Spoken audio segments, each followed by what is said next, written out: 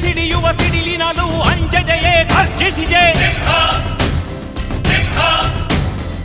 ಹೆಜ್ಜೆಲಿ ಅಚ್ಚೊತ್ತಿದೆ ಕಟು ಸತ್ಯವು ಧರ್ಮ, ಕಣ್ಬಿಟ್ಟರೆ ಎದುರಾಳಿಯು ಭಸ್ಮವೇ ನರಸಿಂಹ.